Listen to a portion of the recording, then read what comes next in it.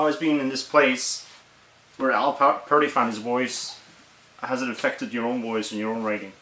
So that's a hard question to answer. Right now, I think I need some time to fully realize how this has changed my own voice.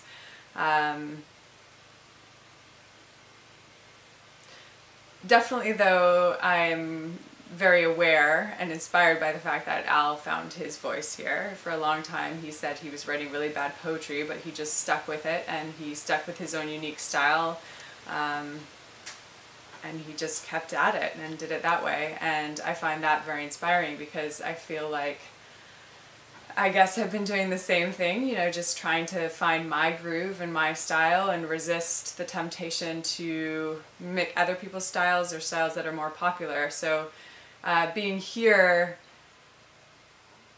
helps me stick with that, I would say. And I definitely feel like the house feels special, and it allows me to, I don't know, lend more importance or time to my work, basically. I mean, this whole residency, the fact that people have given me the time and space and money to just work on my own writing has been so important to my psyche and my confidence in my voice. You know, someone said, you deserve the time to develop this, and that has been so important to me. And I feel like the way I go about writing now is quite different. You know, I'll have friends here and I basically tell them that my writing takes precedence. And so anytime no matter what we're doing, so anytime I have an idea, even if we're eating dinner or having drinks, I'll just say, I have an idea, I'm going to go write it down, and I'll go into my writing room and write. And people are super respectful of that. And I feel like a couple of months ago in Toronto, if I was with those same friends and said that, they would sort of scoff at me and be like, whatever, you can't leave, you know, sit back down. So just, it's helped me really respect my own process, I suppose, and respect my ideas, and allows me to follow my whims, which is an opportunity I really don't have when I'm in Toronto working a full-time job.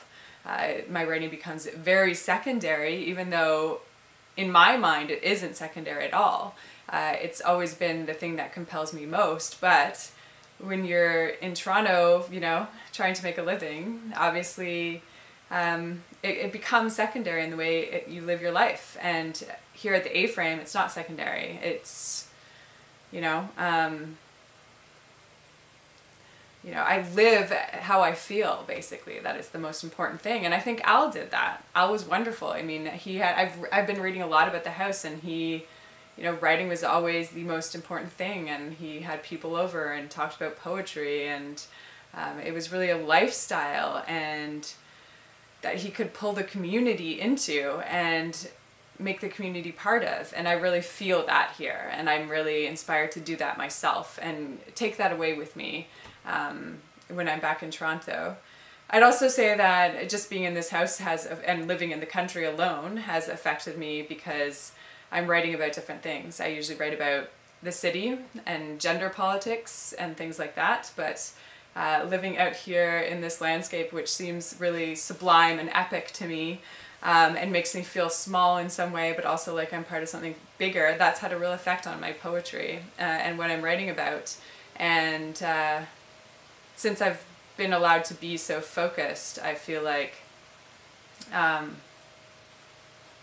sort of never written in this focused way, you know, had so much time to dedicate to it. So I think that's affected my voice or style in some way, but I'm not sure how so far.